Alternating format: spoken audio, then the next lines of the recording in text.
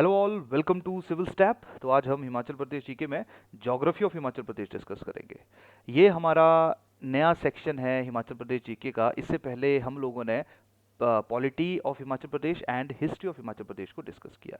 अब ज्योग्राफी के बाद हमारे जो नेक्स्ट 2-3 लेक्चर्स रहेंगे वो इकोनॉमी ऑफ हिमाचल प्रदेश के ऊपर रहेंगे, जो मोर और लेस करंट ओरिएंटेड रहेगा, जिसमें हम budget and economic survey of Himachal Pradesh के बारे में डिस्कस करेंगे, क्योंकि मेजोरिटी ऑफ क्वेश्चंस हमें वहीं से ही देखने को मिले हैं। अब देखिए, अगर हिमाचल प्रदेश की जीके की प्रिपरेशन स्ट्रैटेजी उन स्टूडेंट्स की मैं बात करूं जो एग्जाम में अपीयर होने जा रहे हैं, लेकिन उनका बहुत अच्छा कंट्रोल नहीं है हिमाचल प्रदेश जीके के ऊपर, स्पेशली हिस्ट्री के ऊपर, तो वो एक डिफरेंट स्ट्रैटेजी अपना सकते हैं। वो स्ट्रैटेजी क्या रहेगी? अगर मैं मार्क्स डिस्ट्रीब्यूशन की बात करूं तो हिमाचल प्रदेश जीके को मैं दो हिस्सों में तोड़ सकता हूं। एक साइड आपका रहेगा हिमाचल प्रदेश की हिस्ट्री, दूसरी साइड रहेगी हिमाचल प्रदेश की economy, polity, geography and current affairs. अब देखिए, 50% क्वेश्चन जो हैं वो इन छोटे छोटे सेक्शंस में से पूछे जाएंगे, और जो 50% क्वेश्चन हैं वो आपके हिस्ट्री में से आएंगे। क्लियर? अब देखो, हिस्ट्री में भी आगे डिवीजन हो सकता है। एक आपकी डिस्ट्रिक्ट स्पेसिफिक हिस्ट्री है जो हम लोगों ने डिस्कस की थी, जहां पे इंपॉर्टेंट राजाओं के बारे में पढ़ा जाता था। ये थोड़ी सी मुश्किल है। मुश्किल इसलिए है क्योंकि नंबर ऑफ किंग्स बहुत ज़्यादा हैं, नंबर ऑफ रियासतें बहुत हैं, और काफ़ी टाइम तो ऐसा देखने को मिला है हमें कि 2-3 रियासतों के कॉमन टाइम पे कॉमन नाम के राजा भी हिस्ट्री में देखने को मिले, तो वो ज़्यादा कन्फ्यूजन क्रिएट कर देते हैं हमारी प्रिपरेशन में। दूसरा पार्ट हिस्ट्री का तुम्हारा रहेगा कल्चर, और कल्चर के बारे में हमने लास्ट लेक्चर में डिस्कस किया था। कल्चर जो है वो अभी रिसेंटली बहुत ज़्यादा इंपॉर्टेंट हो चुका है हिमाचल प्रदेश की, अगर मैं बात करूं तो अगर students economy, polity, geography, current affair के साथ हिस्ट्री में सिर्फ कल्चर पोर्शन को भी अच्छे ढंग से करके चले जाए, तब भी आप एग्जाम में अच्छा परफॉर्म कर सकते हो। नो डाउट उतना अच्छा तो नहीं कर पाओगे जितना बाकी लोग जिन्होंने डिस्ट्रिक्ट्स को या डिस्ट्रिक्ट सेंट्रिक किंग्स को बहुत अच्छे तरीके से किया होगा, उनसे उतना तो नहीं कर पाओगे, लेकिन फिर भी एटलीस्ट तुम 8 से 10 सवाल जो हैं वो हिमाचल प्रदेश के आसानी से कर लोगे, अगर आप इन 4-5 सेक्शंस के ऊपर जो है वो एफर्ट ज़्यादा डालोगे। और एक साइड पूरी हिस्ट्री और दूसरी साइड ये सारे के सारे जो तुम्हारे टॉपिक्स हैं, इवन तब भी हम देखेंगे तो हिस्ट्री ज़्यादा देखने को मिलेगी तुम्हें as compare to these specific जो तुम्हारे सेक्शंस हैं ऑफ हिमाचल प्रदेश जी के। तो इस तरह से आप स्ट्रैटेजाइज करके जो है वो चीज़ों को अपना सकते हो और एग्जीक्यूट कर सकते हो। एग्जाम में ऐसी स्ट्रैटेजी जो है वो काफ़ी काम आती है। हाँ, अगर हिमाचल को छोड़ के जाओगे तो बहुत ज़्यादा नुकसान होगा, सिलेक्शन के चांसेस बहुत रेयर हो जाएंगे, स्पेशली दो स्टूडेंट जो कि हिमाचल प्रदेश से हैं, क्योंकि हिमाचल प्रदेश के होने का आपको एडवांटेज होना चाहिए, जो मेंस में भी आपको हेल्प करेगा और बाद में इंटरव्यू में तो आपकी बहुत ज़्यादा सहायता जो है वो एचपीजीके के द्वारा की जाएगी। चलिए, सबसे पहले हिमाचल प्रदेश ज्योग्राफी की अगर हम बात करें तो हिमाचल प्रदेश ज्योग्राफी को जब हम डिवाइड करेंगे तो या समझने की कोशिश करेंगे, तो अब मैं आपको ये नहीं बताऊंगा कि कौन कौन सी डिस्ट्रिक्ट है। जैसे देखिए, किन्नौर है, लाहौल एंड स्पीति है जो तिब्बत वाले एरिया से जो टच कर रहे हैं। लाहौल एंड स्पीति के साथ जो है वो आपको जम्मू एंड कश्मीर देखने को मिल रहा है, साथ में आपका चंबा है, कांगड़ा है, ऊना, हमीरपुर, मंडी, बिलासपुर, सोलन, शिमला, ये सारे उत्तराखंड की बाउंड्री के साथ कर रहे हैं। जो आपका है सिरमौर, सिरमौर जो है वो थोड़ा सा एरिया उसका उत्तर प्रदेश के साथ भी टच करता है। तो पहले तो अब ये देखिए, यहाँ पे हरियाणा है, ये पंजाब है, तो एक पहली चीज़ तो आप यहाँ पे एक ऑब्जर्व कर लीजिए कि हिमाचल प्रदेश में कौन कौन सी डिस्ट्रिक्ट के साथ कौन कौन सी स्टेट टच करती है। क्लियर? जैसे देखिए, लाहौल एंड स्पीति के साथ जो वो आपका जम्मू एंड कश्मीर टच कर रहा है। क्लियर? उसके साथ चंबा के साथ जो वो आपका जम्मू एंड कश्मीर टच कर रहा है, और चंबा के साथ जो वो आप लोगों का पंजाब भी टच कर रहा है। तो आपको इस तरह से थोड़ा सा इस मैप को एक बार 2-3 बार नज़र मार लेना, वहाँ से आप लोगों के लिए कंपेरेटिवली थोड़ा सा आसान रहेगा। जैसे देखिए, हरियाणा जो है वो आपका सिरमौर को भी टच कर रहा है, और हरियाणा की बाउंड्री जो है वो आपकी सोलन को भी टच कर रही है। क्लियर? तो ये बेसिक इन्फॉर्मेशन जो है वो हो सकता है एग्जाम में पूछा जाए नॉर्मल ऑब्जर्वेशन के ऊपर। आज तक तो नहीं पूछा गया है, लेकिन अगेन फिर भी आप लोग इस चीज़ के लिए तैयार रहिए। अब देखिए, यहाँ पे जब हम हिमाचल प्रदेश की लोकेशन को फाइंड आउट करने की कोशिश करते हैं, और एक दो बार इस तरह के सवाल जो है वो हमें देखने को मिले हैं, तो हिमाचल प्रदेश की किसी भी स्पेसिफिक प्लेस की जो तुम्हारी लोकेशन है उसको हम दो पैरामीटर्स के ऊपर समझने की कोशिश करते हैं। एक तुम्हारा है लेटीट्यूड, और दूसरा तुम्हारा है लॉन्गिट्यूड। देखिए, लेटीट्यूड की अगर हम बात करें तो जैसे फॉर एग्जांपल एक ग्लोब है, तो जो आपका लेटीट्यूडनल लाइंस होती हैं सारे के सारे इक्वेटर के पैरेलल वाली लाइंस होती हैं, और लॉन्गिट्यूडनल लाइंस की अगर हम बात करें तो सारे के सारे जो प्राइम मेरिडियन है उसके पैरेलल की लाइंस होती हैं। अब देखिए, जो ग्रीनविच है वहाँ से आपकी प्राइम मेरिडियन क्रॉस करती है, उसके इस वाली डायरेक्शन में ईस्टर्न साइड को हम ईस्टर्न शब्द यूज़ करते हैं, और जो उसके वेस्टर्न साइड पर लाइन जाएगी उसको हम वेस्टर्न शब्द यूज़ करते हैं। उसी तरह से जहाँ से तुम्हारा इक्वेटर क्रॉस करता है उसके ऊपर वाली डायरेक्शन में नदर्न साइड आती है तुम्हारी लेटीट्यूडनल लाइंस की, और इक्वेटर के नीचे में सदर्न साइड आती है, तो इसलिए आपको नॉर्थ और साउथ या ईस्ट और वेस्ट देखने को मिलेगा। जो लैटिट्यूडनल लाइंस होगी वहाँ पे या तो ईस्ट होगा या तो वेस्ट होगा। जो तुम्हारी जो लॉन्गिट्यूडनल लाइंस होगी वहाँ पे या तो ईस्ट होगा या तो वेस्ट होगा। जो लैटिट्यूडनल लाइंस होगी वहाँ पे तुम्हें या तो नॉर्थ देखने को मिलेगा या तो साउथ देखने को मिलेगा। अब अगर हम इंडिया के लोकेशन की बात करें तो इंडिया जो है वो लैटिट्यूड वाइज ईस्टर्न साइड पे है, लॉन्गिट्यूडनल वाइज ईस्टर्न साइड पे है, और लैटिट्यूडनल वाइज जो है वो हम नदर हेमिस्फीयर में आएंगे। तो यही कारण है इंडिया या हिमाचल प्रदेश में आपको लॉन्गिट्यूडनल लाइंस में ईस्टर्न देखने को मिलेगा और लैटिट्यूडनल लाइंस में नॉर्थ देखने को मिलेगा। क्लियर? आई होप थोड़ा थोड़ा क्लियर हो रहा होगा। ज्योग्राफी के बेसिक कंसेप्ट है और आपको पता होने चाहिए चीज़ें। ठीक है, चलिए सबसे पहले हिमाचल प्रदेश की लोकेशन की अगर हम बात करें तो लॉन्गिट्यूड देखो हिमाचल प्रदेश का क्या है, वो है in between 75 degree 47 minute 55 second to 79 degree 4 second 79 degree 4 minute 20 second east. Clear? क्योंकि हम ईस्टर्न साइड पढ़ रहे हैं, इसका मतलब है कि ये वाला जो पूरा है दिस इज योर, ये यहाँ तक दिस इज योर लॉन्गिट्यूड। ठीक है, ये सारी लॉन्गिट्यूडनल लाइंस है, दिस वन। ठीक है, लैटिट्यूड जो है वो तुम्हारा है 30 degree 20 minute 40 second to 33 degree 12 minute 40 second north. तो नॉर्थ तो पता है क्योंकि नदर्न हेमिस्फीयर में पढ़ रहे हैं, ये वाले लाइंस है, ये यहाँ से लेके ऊपर तक। क्लियर? तो ये आपकी लैटिट्यूडनल लाइन लगी। तो 30 डिग्री 20 मिनट 40 सेकंड से लेकर 33 डिग्री 12 मिनट 40 सेकंड तक जो है वो तुम्हें हिमाचल प्रदेश का ये पूरे का पूरा एरिया जो है वो देखने को मिलेगा। क्लियर? अब देखिए नेक्स्ट अगर हम डिस्कस करें कि हिमाचल प्रदेश का टोटल एरिया कितना है, नॉर्मल इन्फॉर्मेशन है वो है 55,673 स्क्वायर किलोमीटर, यानी कि 55,673 किलोमीटर, जो कि पूरे इंडिया का 1.7% है। जितना पूरे इंडिया का एरिया उसका 1.7% जो है वो हिमाचल का एरिया है। और अगर हम इन टर्म ऑफ एरिया की बात करें तो पूरे हिंदुस्तान में हिमाचल का जो रैंक आएगा वो आएगा 18th नंबर का, 18वें नंबर पे आओगे आप in term of area. Clear? Second देखें पॉपुलेशन हिमाचल प्रदेश की कितनी है अकॉर्डिंग टू 2011 सर्वे, वो है 68,56,509। क्लियर? यानी कि टोटल इंडिया की पॉपुलेशन का सिर्फ 0.57%। इससे पहले जब पॉपुलेशन सर्वे हुआ था 2001 में, तब हिमाचल प्रदेश पूरे हिंदुस्तान की पॉपुलेशन का 0.59% होता था। इसका मतलब है कि टोटल शेयर, टोटल कंट्रीब्यूशन जो है वो हिमाचल प्रदेश का in India's total population it has been decreased. Clear?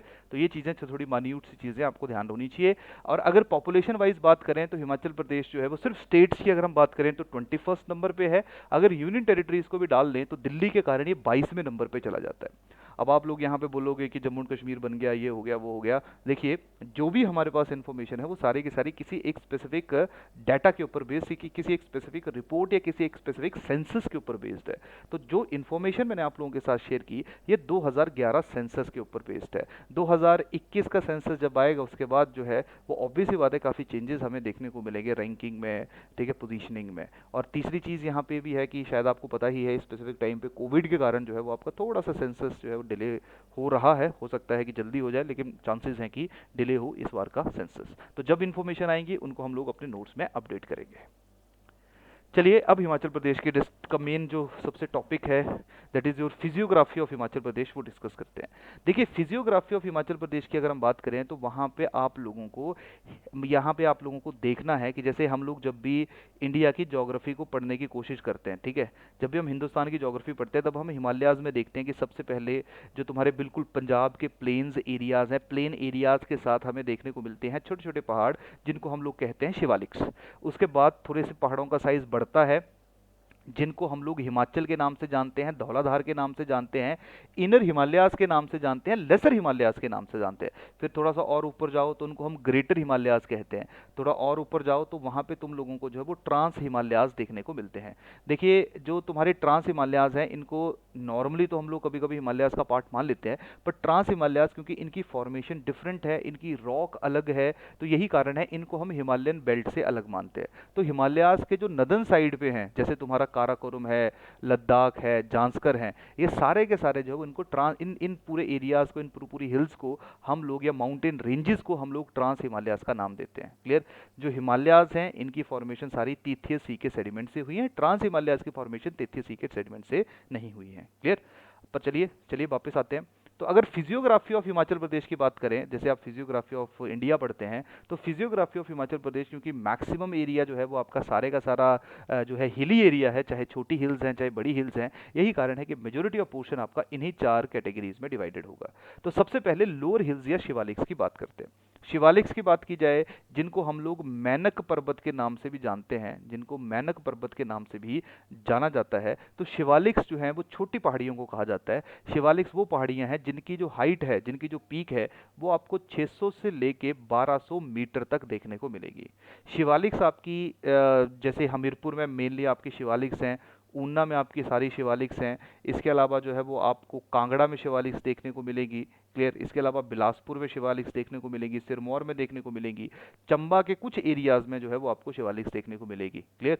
तो ये थोड़ी थोड़ी इन्फॉर्मेशन आप लोगों को पता होनी चाहिए। और एक और जो शायद सबसे इंपॉर्टेंट चीज़ है वो ये है कि हर जगह जो शिवालिक्स है उनको अलग अलग नाम से पुकारा जाता है, ये आप लोगों ने ध्यान रखना है। जैसे चंबा में जो शिवालिक्स हैं उनको हाथी धार के नाम से बोला जाता है, उनको हाथी धार के नाम से पुकारा जाता है। क्लियर। जो जोगिंदर नगर है, यानी कि मंडी, मंडी में भी शिवालिक्स मिलती हैं, मंडी, ये जो आपका जोगिंदर नगर वाला एरिया आ गया, वहाँ पे सिकंदर धार के नाम से जो है वो तुम्हारा शिवालिक्स को पुकारा जाता है। क्लियर। इसके बाद जो कांगड़ा, हमीरपुर और ऊना आ गया, वहाँ पे सोलह सिंघी, सोलह सिंघी धार के नाम से जो है, सोलह सिंघी धार के नाम से आप लोग जो हैं वो शिवालिक्स को बुलाते हो। इसके बाद ऊना जो है वहाँ पे रामगढ़ धार के नाम से भी शिवालिक्स को पुकारा जाता है, RAMGARH, रामगढ़ के नाम से। बिलासपुर में नैना देवी के नाम से। क्लियर। सिरमौर में धोग के नाम से, DHOG, धोग या धरती रेंजेस, ये सब शिवालय सिरमौर के हैं। धरती रेंजेस की बात की जाए या धोग की बात की जाए, ये आप लोग जो है वो कहाँ पे बुलाते हो, इनको शिवालिक्स में बुलाते हो। तो एक बार देख लीजिए, हाथीधार चंबा में कहा जाता है, सिकंदरधार जोगिंदरनगर में कहा जाता है, सोलह सिंगी धार कांगड़ा, ऊना, हमीरपुर में कहा जाता है, रामगढ़ धार ऊना में कहा जाता है, नैना देवी धार बिलासपुर में कहा जाता है, धरती या धोग धार सिरमौर में कहा जाता है। इसके साथ जो शिवालिक्स हैं इनको हम लोग मैनक पर्वत के नाम से, मैनक MAINAK, मैनक पर्वत के नाम से भी जानते हैं। तो ये छोटी छोटी इन्फॉर्मेशन है जहाँ से सवाल पूछे जाने की संभावना है, पॉसिबिलिटी है। उसके बाद चलते हैं सेकंड के ऊपर, that is your inner Himalayas और mid mountains. Inner Himalayas, middle mountains या लेसर हिमालयाज की अगर हम बात करें, ये वो एरियाज है जहाँ पे आपकी टोटल पीक जो है वो 1000 टू 4000 मीटर तक होती है। 1000 से लेकर 4000 मीटर तक की हाइट के जो एरियाज हैं उनको हम लोग इनर हिमालयाज के नाम से जानते हैं। ये मेनली आपका सिरमौर, ठीक है, चंबा, कुल्लू, कांगड़ा में आपको ये सारे एरियाज जो हैं वो देखने को मिले हैं। तो जैसे इनको भी डिफरेंट डिफरेंट नाम से जो है वो हम लोगों को पुकारा जाता है, या इनको भी डिफरेंट डिफरेंट नाम से अलग अलग जगह के ऊपर पुकारा जाता है। जैसे कि फॉर एग्जांपल चंबा में, चंबा में इनको कहा जाता है डागणी धार के नाम से, DAGNI, डागणी धार के नाम से। चंबा में ही थोड़ी जगह चेंज होने के बाद इनको कहा जाता है मणि महेश धार के रूप में, मणि महेश के रूप से भी इनको जाना जाता है। क्लियर। सिरमौर में इनको धोग धार के नाम से जाना जाता है। धोग धार सिरमौर में हम लोगों ने देखा था कि शिवालिक्स को भी बोलते, कई जगहों के ऊपर धोग धार जो है वो आपका इनर हिमालयाज को भी कहा जाता है। क्लियर। इसके बाद, इसके बाद जो है जो हमारी जो पीर पंजाल वाला एरिया है या जो हमारा पांगी वाला एरिया है उसको नाग टिब्बा के नाम से जाना जाता है। नाग टिब्बा जो हमारा पीर पंजाल या जो पांगी एरिया है। क्लियर। Pangi area, done. उसके बाद जो है वो कांगड़ा में इसको धौलाधार के नाम से जाना जाता है। आई थिंक इससे आप लोग काफ़ी ज़्यादा फेमिलियर होंगे। कांगड़ा में इसको बोला जाता है धौलाधार के नाम से। क्लियर। और धौलाधार वो रेंजेस हैं जो रिस्पॉन्सिबल हैं for the heavy rainfall in Kangra, और धौलाधार वो रेंजेस हैं जो बैरियर हैं तुम्हारा कांगड़ा और चंबा वैली के बीच में। मतलब एक साइड धौलाधार का कांगड़ा वैली है, दूसरी साइड जो है वो आप लोगों को चंबा वैली देखने को मिलेगा। क्लियर। इसके साथ ही आपको चूड़धार, आप लोगों ने सुना होगा, चूड़धार जो आपकी है सिरमौर में, वो भी तुम्हारा मिड हिमालयाज या यानी इनर हिमालयाज या मिड माउंटेन्स या लेसर हिमालयाज का ही पार्ट है। तो एक बार देख लेते हैं फिर से। दागनी धार आ गई चंबा में, मनी महेश आ गया आपका चंबा में, ठीक है। इसके बाद धोगधार आ गई तुम्हारी सिरमौर में। उसके बाद नाग टिब्बा आ गया तुम्हारा पांगी रेंज जो है, या जो जिसको पीर पंजाल के नाम से भी जाना जाता है उसको नाग टिब्बा कहा जाता है यहाँ पे। उसके बाद धौलाधार आ गई कांगड़ा में। उसके बाद चूड़धार आ गई तुम्हारी कहाँ पे, सिरमौर में। तो ये सारे के सारे जो धारे हैं ये किसका पार्ट है, तुम्हारा इनर हिमालयाज या मिड माउंटेन्स का पार्ट है। इसके बाद तीसरे नंबर पे चलते हैं, that is your the greater Himalayas और एल्पाइन जोन। क्लियर। ये वो वाले एरियाज है जहाँ पे हाइट जो है वो तुम्हें 4000 मीटर के ऊपर देखने को मिलती है। क्लियर। यहाँ पे ध्यान रखो, ये बहुत कम स्पेसिफिक आपके एरियाज हैं। ये आपके एरियाज हैं, एक तो आपको लाहौल एंड स्पीति में ग्रेटर हिमालयाज देखने को मिलेंगे, क्लियर। इसके साथ जो है वो आपको किन्नौर में ग्रेटर हिमालयाज देखने को मिलेंगे, क्लियर। इसके साथ आपको चंबा में जो पांगी वाला एरिया है, जो चंबा में पांगी वाला एरिया है, वहां पे भी आपको ग्रेटर हिमालयाज देखने को मिलेंगे। तो पांगी वाले एरिया में एक साइड जो है वो आपकी पीर पंजाल है और दूसरी साइड जो है वो आपको ग्रेट हिमालयाज देखने को मिलते हैं, क्लियर। सिर्फ तीन है तो बहुत ज़्यादा यहाँ पे याद रखने की आवश्यकता नहीं है। ये अप्रॉक्सीमेटली 25% जो टोटल आपका फिजियोग्राफी है वो आपका ग्रेटर हिमालयन एरिया जो है वो रिप्रेजेंट करते हैं। और आप सब लोगों को पता ही है कि लाहौल एंड स्पीति जो है वो वैसे तो कम पॉपुलेशन है, लेकिन साइज़ की अगर बात की जाए तो बहुत ज़्यादा एरिया है उसका। उसके बाद अगर हम ट्रांस हिमालयाज की अगर हम बात करें, तो ट्रांस हिमालयाज में जैसे जो तुम्हारा कल्पा है, किन्नर कैलाश है, ठीक है, मतलब स्पेशली जो किन्नौर और स्पीति के एरियाज हैं, सिर्फ ये जो हैं वो तुम्हें ट्रांस हिमालयाज में देखने को मिलेंगे। तो स्पीति और किन्नौर में तुम्हें ग्रेटर हिमालयाज भी देखने को मिलेंगे और साथ में तुम्हें ट्रांस हिमालयाज भी देखने को मिलेंगे, क्लियर। जैसे कि जो जांस्कर रेंज है, तो जांस्कर जो है वो हम लोग ट्रांस हिमालयाज का पार्ट मानते हैं। तो जांस्कर जो है ये स्पीति और किन्नौर को तिब्बत से सेग्रीगेट करते हैं। तो जो बाउंड्री थी जो हमने थोड़ी देर पहले मैप में देखा था, जो चाइना लिखा था वहाँ पे, वो बेसिकली तिब्बत था। तो तिब्बत और जो तुम्हारा स्पीति एंड किन्नौर का एरिया है उसको जो सेपरेट करती है boundary, that is your Zanskar. तो जांस्कर बिल्कुल बाउंड्री के ऊपर जो है वो तुम्हें लाहौल एंड स्पीति के अंदर देखने को मिलेंगी। तो ये तुम्हारा बहुत इंपॉर्टेंट है। अगेन एग्जाम में बहुत ज़्यादा बार सवाल तो नहीं आए हैं, क्लियर। एक बार ये ज़रूर पूछा गया था कि सबसे ज़्यादा जो डिस्ट्रीब्यूशन है वो कौन से एरियाज़ की हैं हिमाचल प्रदेश के अंदर, तो वो जो एरिया आपके हैं वो आपके हैं इनर हिमालयास, क्लियर। उसके बाद तुम्हारे मैनक पर्वत हैं यानी कि शिवालिक्स हैं, तीसरे नंबर पे तुम्हारे ग्रेटर हिमालयास हैं, और सबसे कम डिस्ट्रीब्यूशन जो है वो तुम्हारी ट्रांस हिमालयास की हैं। तो ये छोटी छोटी इन्फॉर्मेशन आप लोगों के पास होनी चाहिए। चलिए, अब है हमारा सबसे ज़्यादा important topic, that is your river system.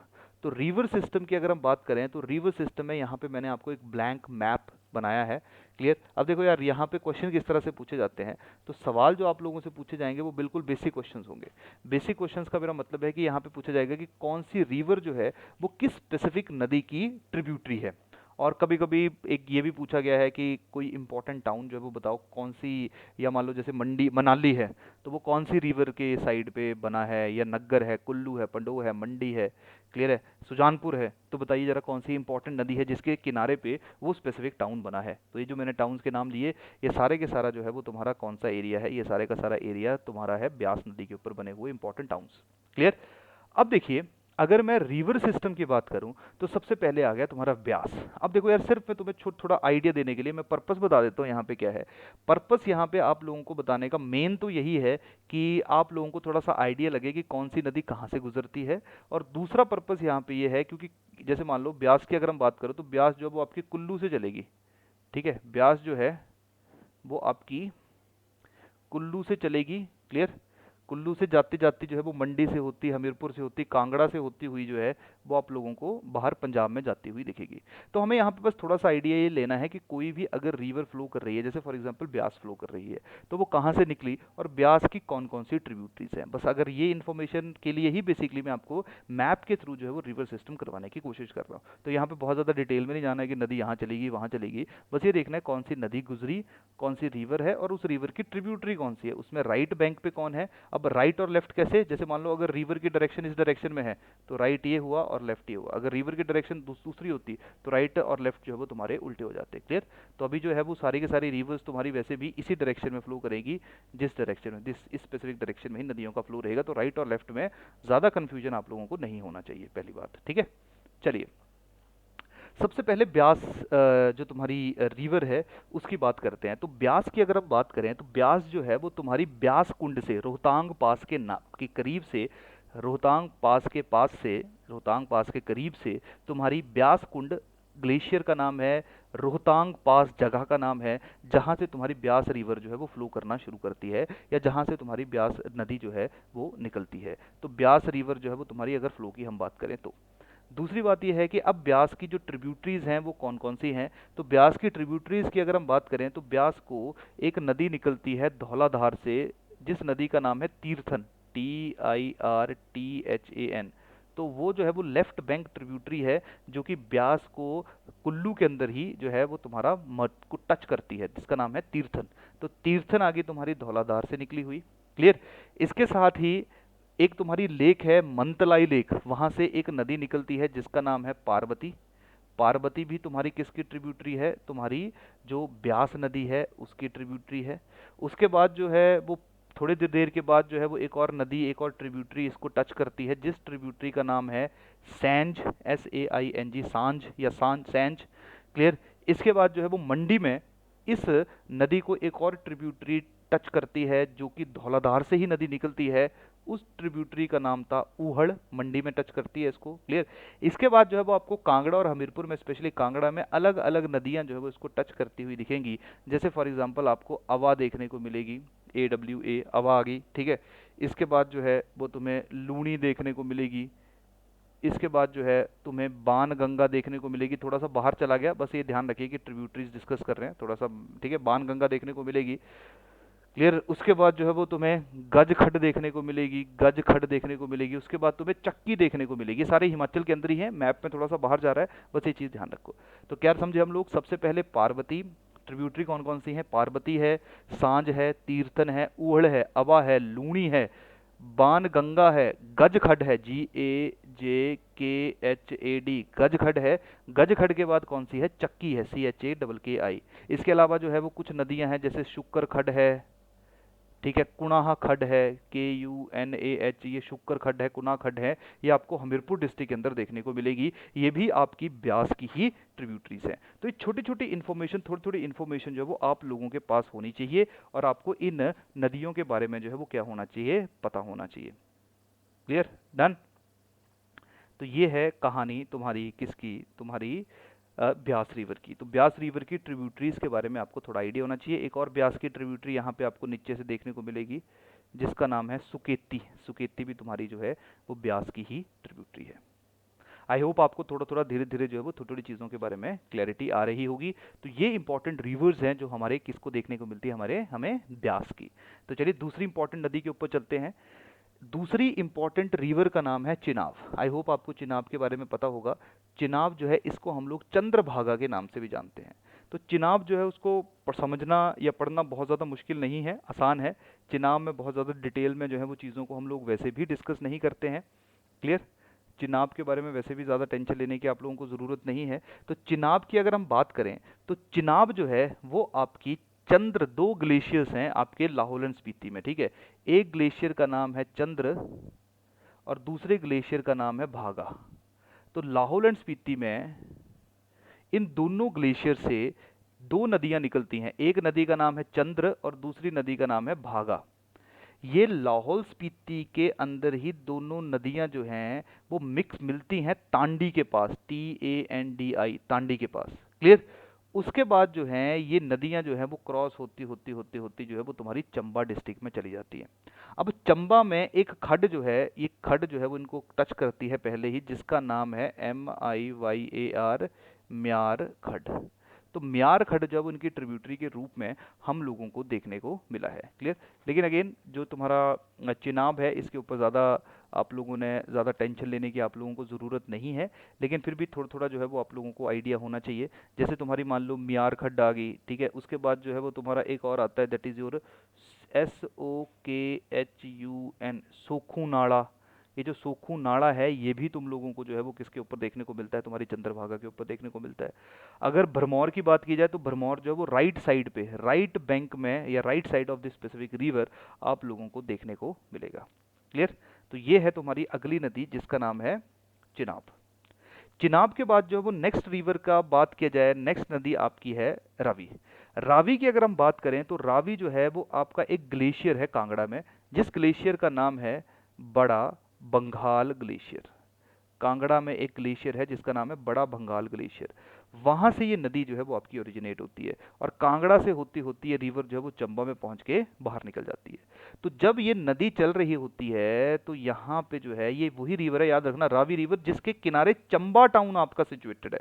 वैसे जो तुम्हारी चिनाब थी उसके राइट साइड पे जो है वो तुम्हारा चंद्रभागा के राइट साइड पे तुम्हारा चंबा टाउन था, लेकिन चंबा जिस नदी के किनारे सिचुएटेड है स्पेसिफिकली, उस रिवर का नाम है तुम्हारा रावी। क्लियर? अब देखो ये नदी चली। अब सबसे पहले इस नदी की ट्रिब्यूटरी जो इसको मिलेगी उसका नाम होगा बुद्धिड़, BUDHIL। इसके बाद अगली जो इसकी ट्रिब्यूटरी आएगी उसका नाम होगा टुंडा, TUNDAH, टुंडा। इसके बाद अगली ट्रिब्यूटरी इसकी आएगी जिसका नाम होगा साहो। अगली ट्रिब्यूटरी से जो मिलेगी जिसका नाम होगा बैरा।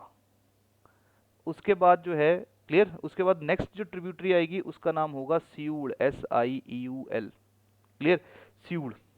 तो ये जो नदियां हैं, ये जो रिवर्स हैं, ये जो ट्रिब्यूटरीज हैं, ये आप लोगों को ध्यान रखनी है कि बुद्धिल किसकी ट्रिब्यूटरी है, टुंडा किसकी है, साहो किसकी है, बैरा किसकी है, सियूल किसकी है। इस तरह से सवाल जो है वो आपके एग्जाम के अंदर आपको देखने को मिलते हैं।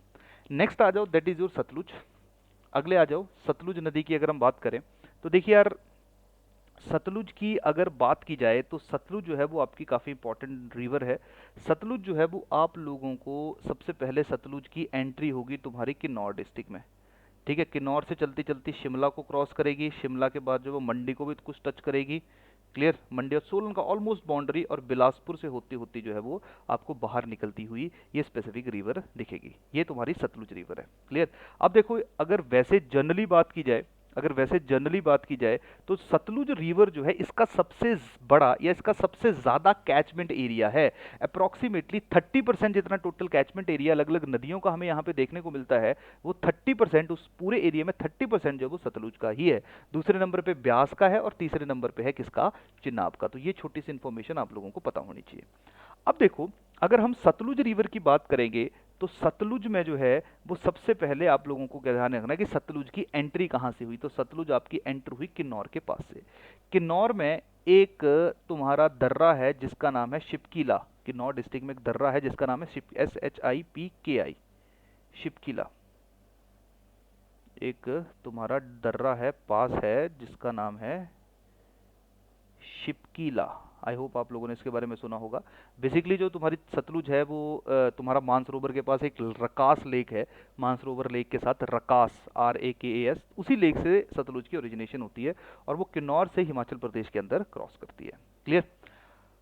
अब देखो इसकी ट्रिब्यूटरीज कौन कौन सी हैं। सबसे पहले इसकी ट्रिब्यूटरी आ जाएगी जिसका नाम है, बहुत इंपॉर्टेंट ट्रिब्यूटरी है जिसका नाम है बास्पा, BASPA, बास्पा, क्लियर।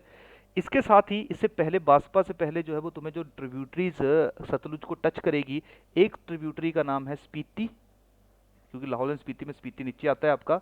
उसके बाद जो दूसरी ट्रिब्यूटरी टच करेगी उस ट्रिब्यूटरी का नाम है रोपा, ROPA, क्लियर। धीरे धीरे जैसे जैसे आगे चलती जाएगी, क्लियर। जो बास्पा है वो कल्पा के पास इसको टच करेगी, डन। अब धीरे धीरे देखो जैसे जैसे हम आगे जा रहे हैं वैसे वैसे जो है वो शिपकीला आ गई, स्पीति रिवर आ गई, रूपा आ गई, नीचे से जो है वो तुम्हारी बास्पा आ गई, क्लियर। इसी के साथ जो है वो तुम्हें आगे जाते जाते जो है वो एक खड देखने को मिलेगी जिसका नाम है नोगली खड। नोगली खड जो है वो तुम लोगों को देखने को मिलेगी। नोगली खड के बाद जो है वो तुम्हें जो 16 सिंगी धार है वहाँ पे एक नदी इसकी ट्रिब्यूटरी बनेगी जिसका नाम है सोन। सोन जो है वो आपका 16 सिंगी धार से, सोन या स्वान, SWAN, यहाँ पे एक नदी है 16 सिंगी धार से चलेगी स्वान। स्वान, स्वान वो नदी है जिसको हम लोग जो है वो सौरो ऑफ ऊना के नाम से भी जानते हैं, जो बिलासपुर में स्पेसिफिक नदी के साथ मिलेगी और बिलासपुर से नदी जो है वो बाहर पंजाब में घुस जाती है, क्लियर। तो ये जो हैं वो आपकी कुछ इंपॉर्टेंट ट्रिब्यूटरीज हैं किसकी, सतलुज की। इसके अलावा अगर सतलुज की और की भी बात की जाए तो सतलुज में जैसे आप लोगों को और ट्रिब्यूटरीज भी डिस्कस करें तो ये तुम्हारी किन्नौर वाले एरिया में ही है। जैसे रूपा तो हमने लिख ली, जैसे एक ट्रिब्यूटरी है जिसका नाम है तैती, TAITI। एक और ट्रिब्यूटरी है जिसका नाम है काशगांग, काशगांग, काशगांग जो है ये भी इसी की ट्रिब्यूटरी है, ठीक है। इसके अलावा जो है वो हमें तिरुंग, TIRUNG, त्रियुंग भी इसी की ही ट्रिब्यूटरी है, क्लियर। इसके बाद जो है वो डुलिंग, DULLING, डुलिंग, वो भी इसी की ट्रिब्यूटरी है। तो क्या समझे कौन कौन सी ट्रिब्यूटरी आ जाएंगी, तुम्हारी स्वान आ गई, ठीक है, 16 सिंगी धार से जो चल रही है। इसके अलावा जो है वो तुम्हारी नोगड़ी खड्ड आ गई, क्लियर। इसके साथ जो है वो तुम्हारी रोपा, तैती, कशांग, तिरुंग, ग्योनथिंग, ड्यूलिंग, क्लियर, बास्पा, स्पीति, रोपा, क्लियर। ये सारे के सारे जो है वो तुम्हारी किसकी ट्रिब्यूटरीज देखने को मिलेंगी, हम लोगों को देखने को मिलेगी सतलुज की। तो ज़्यादा इंपॉर्टेंट ट्रिब्यूटरी जो है वो तुम्हारी लाहौल एंड स्पीति की है। तो यहाँ पे आप लोग देखना कि लाहौल एंड स्पीति में, सॉरी पार्डन, ज़्यादा ट्रिब्यूटरी जो है वो तुम्हारी किन्नौर डिस्ट्रिक्ट में इसको मिल रही हैं। तो आप लोग देखना किन्नौर में हमारे बहुत ज़्यादा हाइड्रो पावर स्टेशन है, तो मैक्सिमम आपके काफ़ी ज़्यादा हाइड्रो पावर स्टेशन जो है वो हम लोगों को सतलुज नदी के ऊपर देखने को मिलते हैं, क्लियर। जैसे नाथपा झाकड़ी की अगर हम बात करें तो ये भी सतलुज की ही ट्रिब्यूटरी के ऊपर सिचुएटेड है। तो आपको इन जो कि वर्ल्ड बैंक के द्वारा फंडेड किया गया है। और हाँ, एक और चीज़ है यहाँ पे, जो हमारे हाइड्रो पावर प्लांट्स हैं उनके बारे में मैं यहाँ पे डिस्कस नहीं कर रहा हूँ, काफ़ी बार सवाल पूछे जाते हैं। जो हमारा इकोनॉमिक सर्वे है उसमें बहुत डिटेल में इन्फॉर्मेशन दी गई है, तो वहाँ पे जो है उसको कवर किया जाएगा। तो वहाँ से आप लोग जो है वो देख सकते हो कि कौन कौन सा इंपॉर्टेंट हाइड्रो पावर है, स्पेशली जो कंप्लीट हो चुके हैं वो, या जो कंप्लीट होने वाले हैं, क्योंकि जो लेटेस्ट या करंट अफेयर में के अंदर जो चीज़ें हम लोगों को देखने को मिलती हैं वो ज़्यादा रिलेवेंट रहती हैं। क्लियर? उसके बाद नेक्स्ट रिवर आ गई, that is your Yamuna river. ठीक है, यमुना की अगर हम बात करें तो आई होप आप सब लोगों को पता होगा, यमुना जो है, Yamuna is the largest tributary of Ganga. Clear? अब देखो, यमुना जो है वो आपकी चलती है यमुनोत्री ग्लेशियर से। यमुना यमुना जो है इसकी शुरुआत होगी यमुनोत्री से, यमुनोत्री ग्लेशियर से। क्लियर? अब ये चलेगी तुम्हारी उत्तराखंड से होती होती होती जो है वो तुम्हारी यहाँ पे जो सिरमौर डिस्ट्रिक्ट है हिमाचल प्रदेश की, उसको टच करती करती जो है वो उत्तर प्रदेश से होती होती जो है वो तुम्हारी पहुँच जाएगी गंगा के साथ, जो है वो इसका मिश्रण हो जाएगा। क्लियर? अब देखो, सवाल यहाँ पे आएगा कि ये जो यमुना चली, यमुना क्योंकि हिमाचल प्रदेश को टच कर रही है, बहुत ज़्यादा एरिया को टच तो नहीं कर रही है, लेकिन फिर भी हिमाचल प्रदेश में सिरमौर डिस्ट्रिक्ट से जो है ये गुजर रही है। सिरमौर में एक जगह है जिसका नाम है खादर मजरी, KHADAR, खादर मजरी, MAJRI। तो ये जो खादर मजरी वाला एरिया है, यहाँ से ये सिरमौर डिस्ट्रिक्ट में एंटर करती है तुम्हारी जो है वो यमुना रिवर। क्लियर? अब देखो यहाँ पे, और ताजेवाला से जो है वो बाहर निकल जाती है और हरियाणा में एंटर कर जाती है, यमुनानगर से होती होती जो है वो क्रॉस करती है, ताजेवाला से बाहर निकलेगी, खादर मजरी जो है वो वहाँ से एंटर करेगी। अब यहाँ पे सवाल आएगा कि इसकी जो ट्रिब्यूटरीज हैं वो कौन कौन सी हैं। देखिए, यहाँ पे यही यमुनोत्री के पास ही दो छोटी छोटी नदियां हैं, यमुनोत्री के पास ही दो छोटी छोटी नदी हैं। तो यमुनोत्री को मैं यहाँ से रब कर देता हूँ। ठीक है,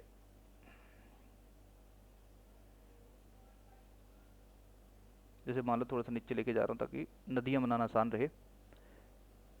जैसे यहाँ पे दो रिवर्स हैं, एक का नाम है सुपिन, एक का नाम है रुपिन, RUPIN, रुपिन, सॉरी सुपिन, दूसरी का नाम है रुपिन। ये दो रिवर्स हैं जो उत्तराखंड से ही ओरिजिनेट होती हैं। ये जिस जगह से ओरिजिनेट होती है उस जगह का नाम है हर की दून वैली, हर की दून वैली। तो हर की दून वैली से रुपिन और सुपिन नामक दो नदियां जो हैं वो मर्ज होती हैं उत्तराखंड के अंदर ही नाटवार, नटवार, NAITWAR, यहाँ पे नटवार करके जगह का नाम है ये, नटवार। क्लियर? वहां पे दोनों नदियां जो है वो मिक्स हो रही हैं। जैसे ही दोनों नदियां जो है वो मिक्स हुई, इसको कहा, ये एक नदी बनी जो कि सबसे इंपॉर्टेंट ट्रिब्यूटरी है तुम्हारी यमुना की, उस नदी का नाम है टॉन्स। क्लियर? अब ये जो टॉन्स है ये उत्तराखंड के अंदर ही एक जगह है, एक प्लेस है जिसका नाम है कलसी। उस कलसी में ये जो टॉन्स रिवर है ये तुम्हारी यमुना रिवर को, या यमुना रिवर के अंदर जो है वो अपने आप को मिक्स कर लेती है। क्लियर? यहाँ तक कहानी समझ आ गई सब लोगों को? यमुना को एक पीछे से नदियां चल रही थी, छोटी छोटी रिवर्स थी, रुपिन और सुपिन, वो दोनों मिली। वो दोनों मिली कहाँ पे? एक जगह पे जिसका नाम था नातवार। नैतवार में मिली, उसके बाद उसका नाम पड़ गया टॉन्स। और टॉन्स नदी जो है वो कलसी, जो कि उत्तराखंड के अंदर है, वहां पे अपनी पेरेंट रिवर, अपनी मेन रिवर यमुना के साथ मिली, मिश्रित हुई। क्लियर? आई होप यहाँ तक क्लियर है सबको। अब देखो, ये जो टॉन्स रिवर है, इसके, या ये जब यमुना से मिलेगी उससे पहले इससे एक शिमला से आने वाली बहुत ही इंपॉर्टेंट नदी जो है वो इसके साथ मिलती है। उसका नाम है तुम्हारा, उस नदी का नाम है तुम्हारा Pabbar river. Clear? Pabbar river. अब एक पब्बर रिवर जो है वो शिमला से चलती है, पब्बर, और वो पब्बर नदी जो है वो टॉन्स से पहले मिल जाती है। क्लियर? तो यही कारण है पब्बर जो है वो डायरेक्टली तुम्हारी किसकी ट्रिब्यूटरी हुई? तुम्हारी टॉन्स रिवर की ट्रिब्यूटरी हुई। पब्बर की अगर हम बात करें तो ये ग्लेशियर है तुम्हारा शिमला में ही, जिसका नाम है चंद्रनाहन ग्लेशियर, चंद्रनाहन ग्लेशियर, वहां से पब्बर रिवर जो है इसकी ओरिजिनेशन होती है। क्लियर? अब देखो, ये जो पब्बर है आगे इसकी भी ट्रिब्यूटरी हैं। जैसे पब्बर की एक ट्रिब्यूटरी है पथसरी, जो पहले PATSARI, पथसरी तुम्हारी पब्बर की ट्रिब्यूटरी है। उसी के साथ पब्बर की एक और ट्रिब्यूटरी है जिसका नाम है आंध्रा। ये सारी की सारी आंध्रा है, पथसरी है, ये सब आपकी शिमला की ही नदी हैं। तो पथसरी और आंध्रा मिली पब्बर से, और पब्बर किससे मिली? तुम्हारी टोंस से, और टोंस मिली किससे? अल्टीमेटली तुम्हारी यमुना से। तो यही कारण है इन सभी नदियों को भी हमें थोड़ा सा डिस्कस करना पड़ रहा है। क्लियर? फिर से एक बार रिवाइज करते हैं जल्दी से। हम लोगों ने देखा कि जो यमुना है उसकी एक ट्रिब्यूटरी आ रही है जिसका नाम है टॉन्स, जो कलसी में यमुना से मिल रही है। टॉन्स कहाँ से निकली? तुम्हारी हर की दून वैली, वहां से दो नदियां निकली थी, सुपिन और रुपिन, वो दोनों मिली और यहाँ पे मिश्रित होगी। इसके साथ हमने देखा कि शिमला से आने वाली एक नदी जिसका नाम था पब्बर, वो भी तुम्हारी टॉन्स से मिली। पब्बर की आगे और ट्रिब्यूटरी थी, पब्बर की ट्रिब्यूटरी का एक का नाम था पत्सरी और दूसरी का नाम था आंध्रा। ये भी पब्बर आ गई, आंध्रा, ये आ गई तुम्हारी टॉन्स। आई होप यहाँ तक तुम्हें क्लियर है। इसके बाद जो तुम्हारा सिरमौर डिस्ट्रिक्ट है वहां पे एक नदी चलती है जिसका नाम है गिरी, GIRI। और ये जो गिरी रिवर है ये भी तुम्हारी जो है वो किसके साथ मिलती है? ये मिलती है तुम्हारी यमुना नदी के साथ डायरेक्टली। अब ये जो गिरी है इसकी भी बहुत ज़्यादा ट्रिब्यूटरीज आप लोगों को देखने को मिलेगी। जैसे सबसे पहले गिरी की जो ट्रिब्यूटरी जो आप लोगों को देखने को मिलेगी, वो ट्रिब्यूटरी एक है जिसके ऊपर नाहन आपका सिचुएटेड है। इसका नाम है बता, BATA, बता रिवर जो गिरी को मिलेगी। बता रिवर जो है वो नाहन रिज से चलती है। क्लियर? इसके साथ इसके साथ जो दूसरी नदी तुम लोगों को देखने को मिलेगी, उसके साथ जो दूसरी रिवर है इसका नाम है जलाल। जलाल जो है वो धरती रेंजेस, थोड़ी देर पहले हमने डिस्कस किया था, धरती रेंजेस से जो है वो तुम्हारी जलाल रिवर ओरिजिनेट होगी। इसके साथ ऊपर वाले एरिया से, धौलाधार वाले एरिया से एक और नदी होगी जिसका नाम है अशनी।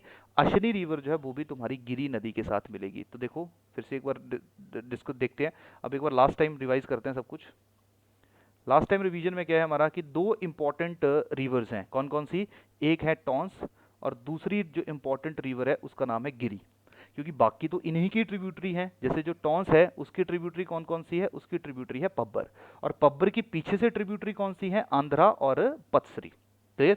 उसी तरह से जो गिरी है, गिरी की ट्रिब्यूटरीज कौन सी हैं? अशनी। गिरी की ट्रिब्यूटरीज कौन सी हैं? जलाल। और गिरी की ट्रिब्यूटरीज कौन सी हैं? बता। तो इस तरह से ये पूरे का पूरा जो सिस्टम है ये तुम्हारा बन जाता है कौन सा? This is your Yamuna river system. Clear?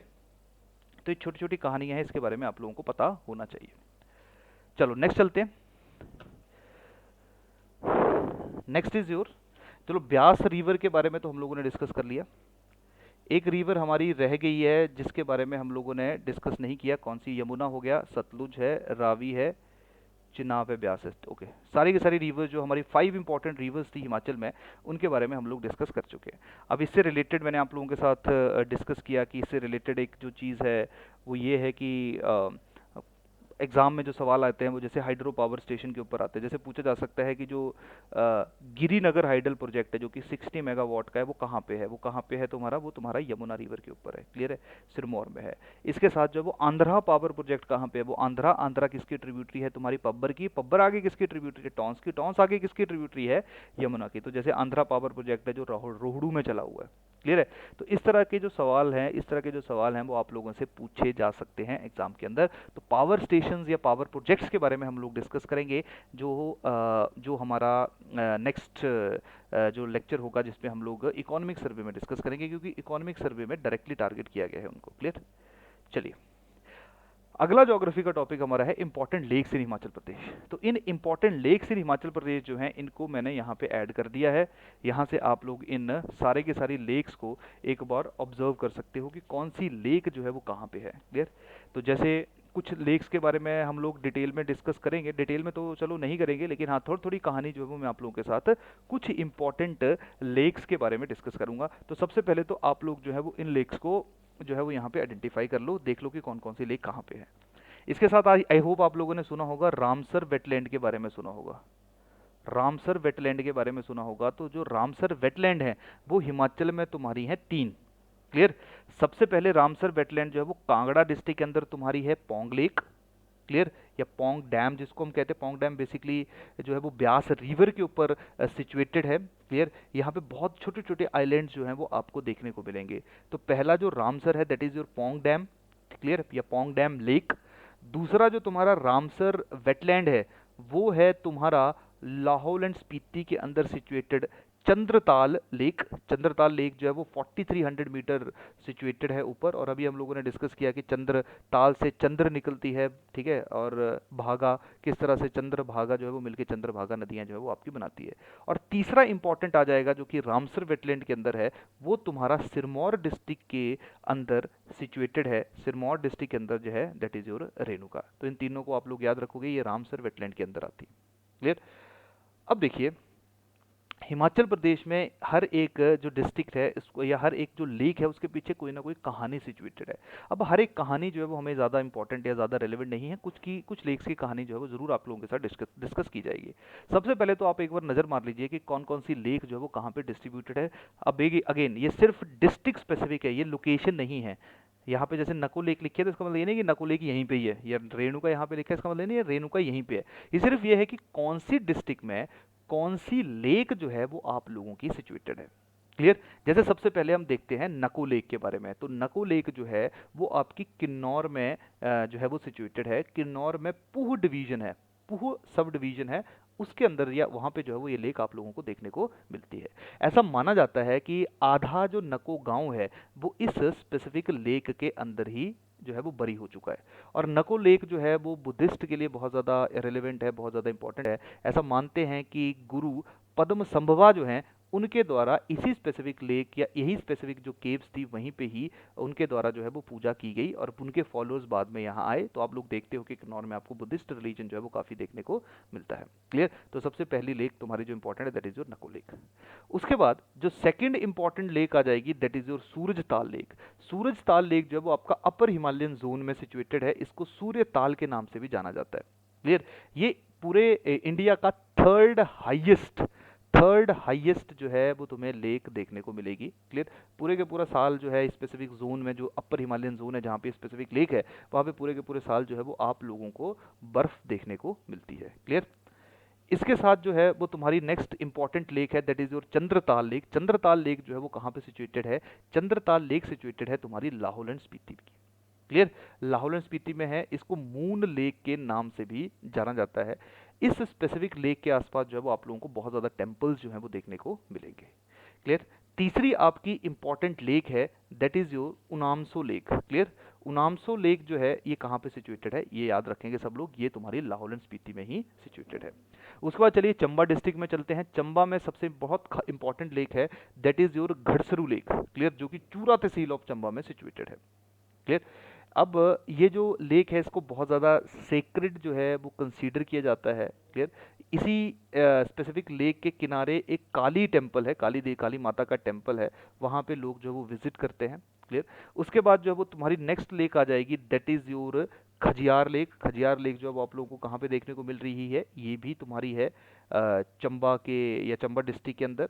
Next तुम्हारी आ जाएगी लामा लेक। लामा लेक भी याद रखोगे, लामा लेक भी तुम्हारी चंबा में है। ठीक है। इसको लॉन्ग लेक के बारे में, लंबा लेक, लॉन्ग लेक के बारे में भी जाना जाता है, के रूप में भी जाना जाता है। और ये स्पेसिफिक जो लेक है यहाँ पे आप लोगों को 7 लेक, 7 अलग अलग लेक्स का मिश्रण, 7 अलग अलग लेक्स जो है इन्होंने मिलके इस स्पेसिफिक लेक को बनाया है। क्लियर। नेक्स्ट आपकी आ जाएगी that is your money Mahesh lake. Clear. Money Mahesh जो कि भरमौर में है। डन। ये आपका मनी महेश कैलाश पीक है उसके नज़दीक ही सिचुएटेड है। उसके बाद तुम्हारी अगली आ जाएगी दैट इज योर महाकाली। आप लोग एक चीज़ ऑब्जर्व करो कि जिन जिन के साथ एम लगा हुआ है ये सारे के सारे जो है वो तुम्हारे मोर और लेस चंबा में सिचुएटेड है। क्लियर।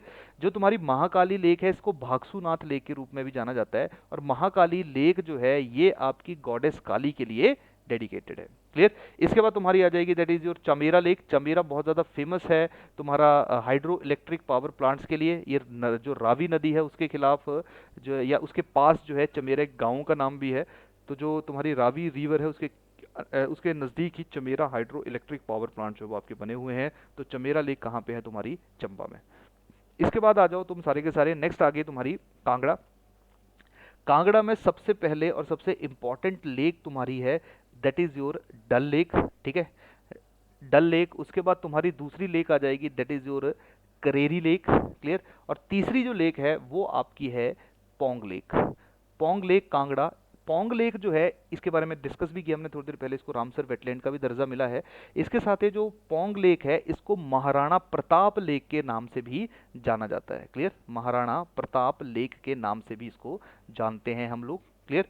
और जो करेरी है, करेरी एक आप गद्दियों का गांव है, करेरी वहाँ पे है। ये सती कुंड के पास सिचुएटेड है करेरी विलेज। आई थिंक आपको करेरी लेक धर्मशाला के ऊपर ही है। क्लियर। उसके बाद नेक्स्ट चलते हैं। नेक्स्ट तुम्हारा आ जाएगा, नेक्स्ट चलो मंडी। मंडी में जो इंपॉर्टेंट लेक है, सबसे पहले तुम्हारी लेक मंडी में आ जाएगी कुमारबहा लेक। कुमारबहा के बाद तुम्हारी लेक आ जाएगी, that is your Rewalsar lake. Rewalsar lake जो है, इसको फ्लोटिंग आइलैंड्स के नाम से भी जाना जाता है। क्लियर। और रिवाल्सर जो है वो आपका हिंदुओं के लिए, बुद्धिस्ट के लिए और जो तुम्हारे सिख्स हैं उनके लिए बहुत ज़्यादा रिलेवेंट है। इसके बाद तुम्हारी आगे next is your Prashar lake. Clear. Prashar lake जो है, ये यहाँ यहाँ पे तुम्हारा 3 स्टोरी जो है वो पगोड़ा टेम्पल भी बना है प्राशर ऋषि का। क्लियर। इस स्पेसिफिक ऋषि के अंदर भी तुम्हें फ्लोटिंग आइलैंड जो है वो देखने को मिलेंगे।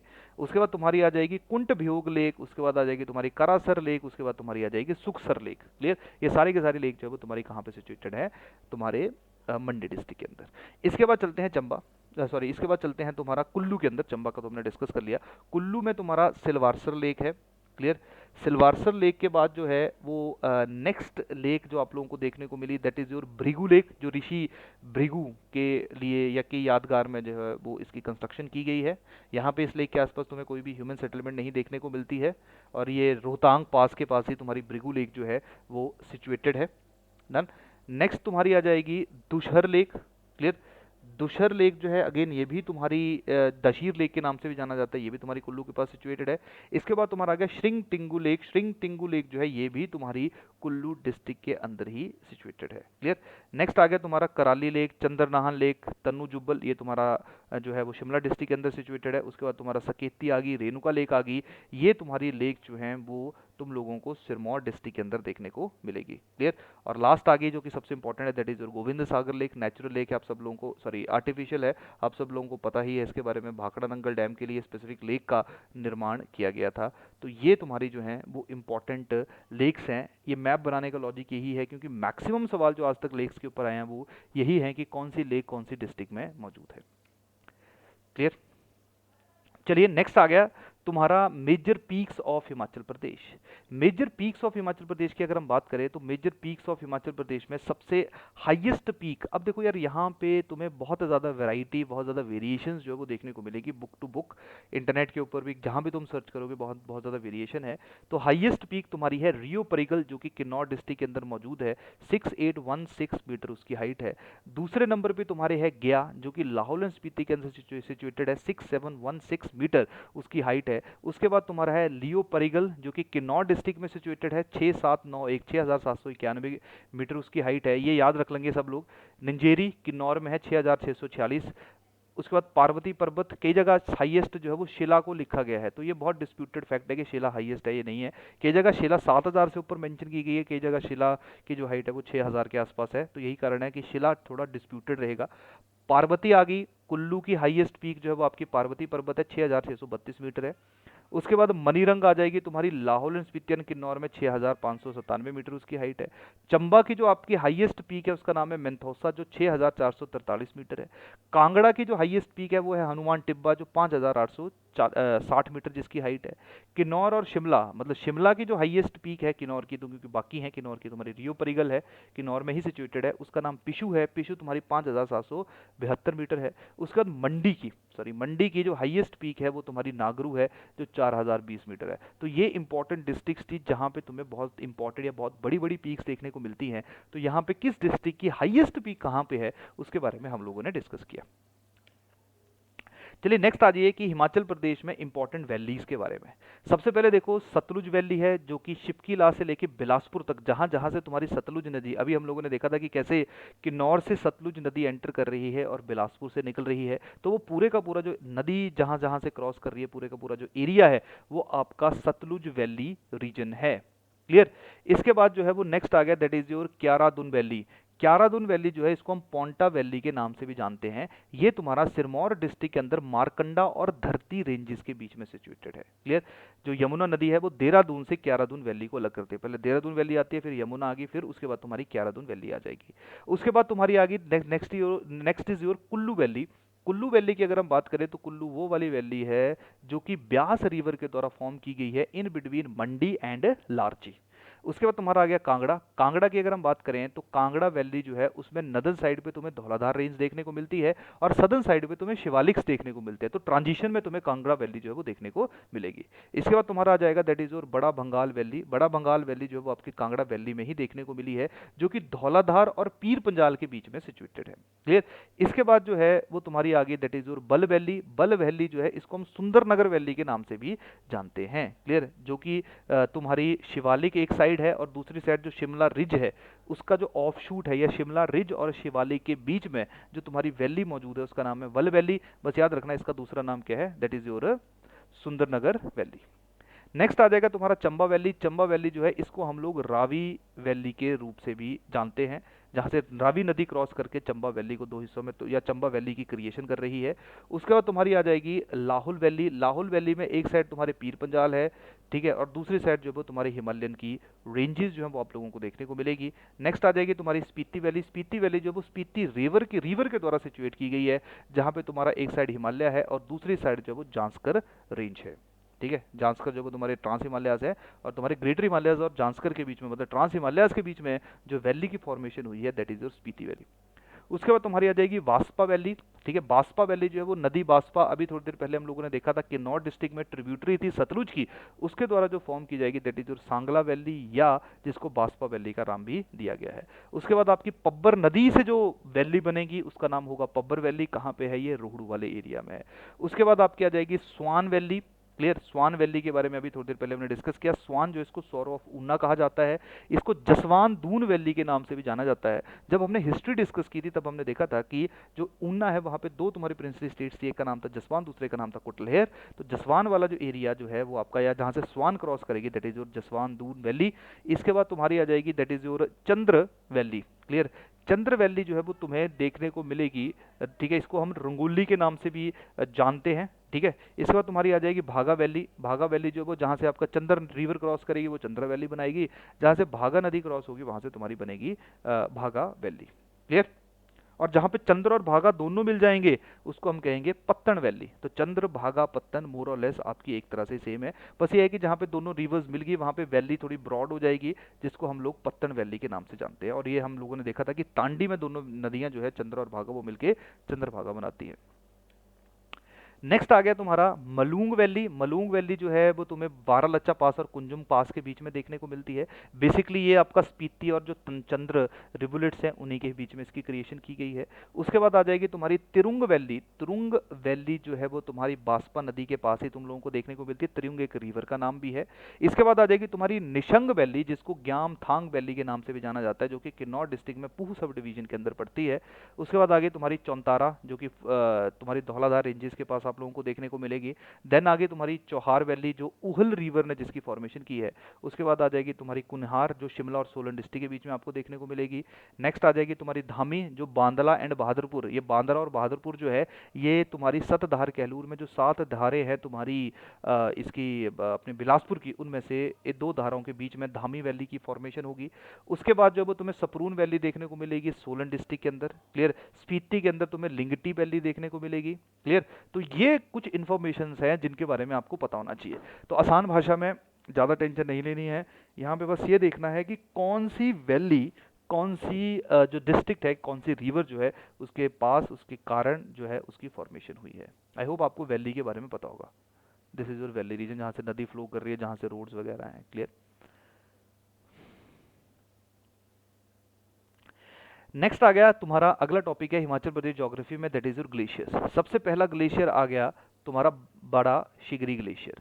बड़ा शिगरी ग्लेशियर की अगर हम बात करें, बड़ा शिगरी RA है ये, बड़ा शिगरी ग्लेशियर की अगर हम बात करें तो ये लाहौल और स्पीति में जो चंद्र वैली है उसका सबसे बड़ा ग्लेशियर है, और इसको ट्रैक करना वैसे भी बहुत बड़ा ज़्यादा मुश्किल है। इसके बाद दूसरा ग्लेशियर तुम्हारा आ गया चंद्र ग्लेशियर। ये वही ग्लेशियर है जिसके कारण चंद्रताल लेक बनी है। ये वही ग्लेशियर है जहाँ से तुम्हारी चंद्र स्ट्रीम जो है वो चलती है। क्लियर। उसके बाद तुम्हारा आ जाएगा lady of Kelong. Lady of Kelong जो है वो आप लोगों को देखने को मिलेगा किन्नौर में। ठीक है। उसके बाद तुम्हारा आ जाएगा Mukhila glacier. Mukhila glacier again Lahaul Spiti में जो भागा वैली है वहाँ पे मुखीला ग्लेशियर की जो है वो फॉर्मेशन आप लोगों को देखने को मिलेगी। उसके बाद भागा ग्लेशियर आ गया। अगेन एक चंद्र ग्लेशियर है, दूसरा भागा ग्लेशियर है। भागा ग्लेशियर जो है वो तुम्हें लाहौल वाले एरिया में देखने को मिलेगा, क्लियर है। और लाहौल वाले एरिया में चंद्र जो है वो स्पीति वाले एरिया में है, जो भागा है वो तुम्हारा लाहौल वाले एरिया में है। ये भागा और चंद्र वही है जहाँ से चंद्र और भागा स्ट्रीम्स निकल के चंद्र भागा की फॉर्मेशन करती हैं, क्लियर। इसके बाद जो है वो तुम लोगों को देखने को मिलेगा सोना पानी ग्लेशियर, क्लियर है। तो सोना पानी ग्लेशियर जो है, इस स्पेसिफिक ग्लेशियर को वॉकर एंड पैश्यो ने वॉकर एंड पेश्यो ने जो है वो सर्वे किया था 1906 में, 1906 में, क्लियर। और ये जो कुल्टी नाला है, इससे बहुत ज़्यादा दूर जो है वो हम लोगों को ये देखने को नहीं मिलता है।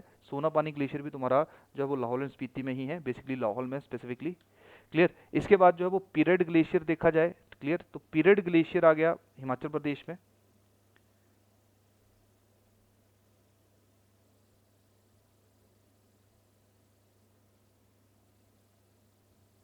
ये next is period glacier. Period glacier जो है ये भी आप लोगों को जो है वो कहाँ पे देखने को मिलेगा, लाहौल एंड स्पीति में ही देखने को मिलेगा।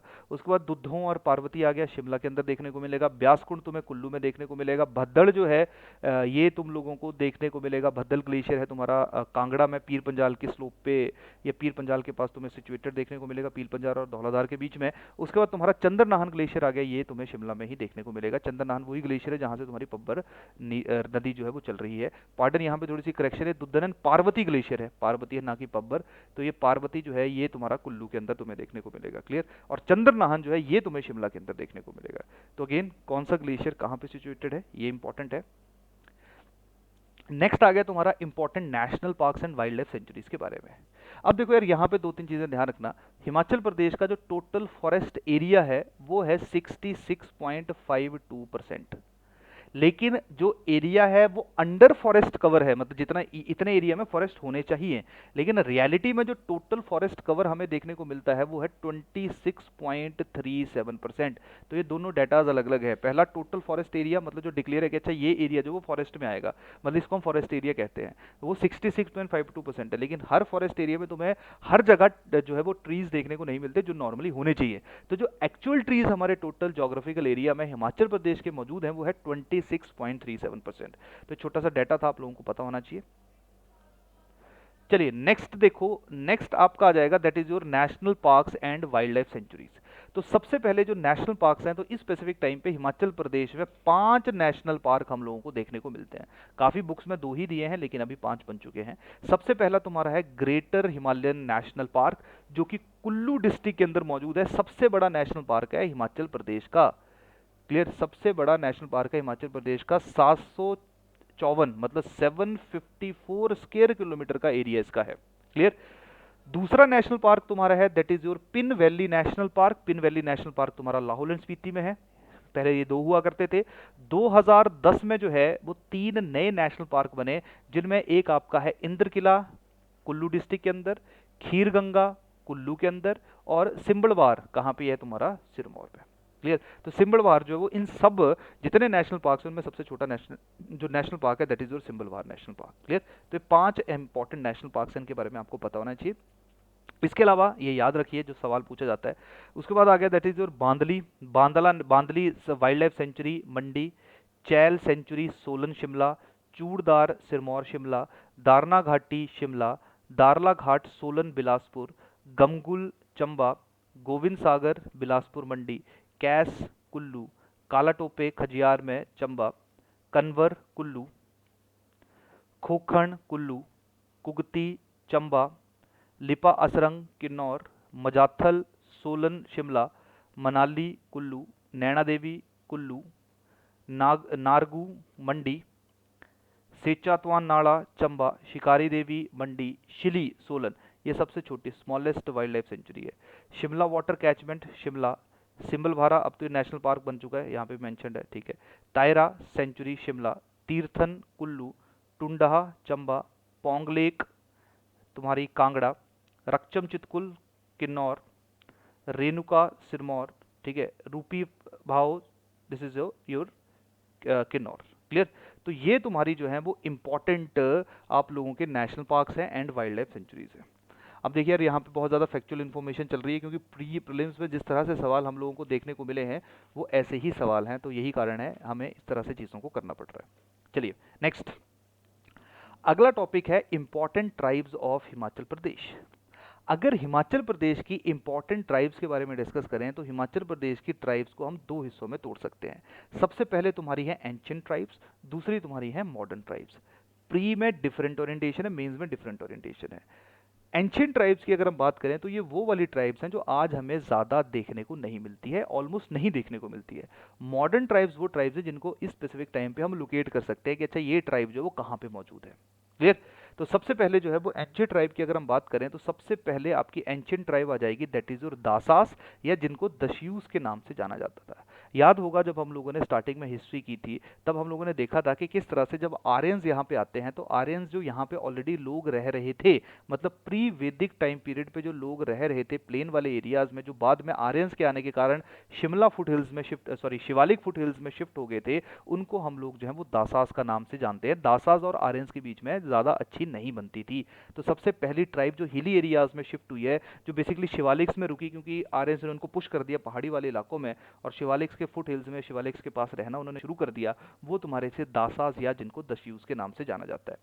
दूसरे तुम्हारे हैं खाशास। जो खाशास है ये हैं इंडो आर्यंस। अब जब आर्यंस आके हिली एरियाज में बैठना शुरू कर देंगे, दैट इज योर खाशास। खाशास जो है वो हमें शिमला और सिरमौर में ज्यादा देखने को मिलते हैं।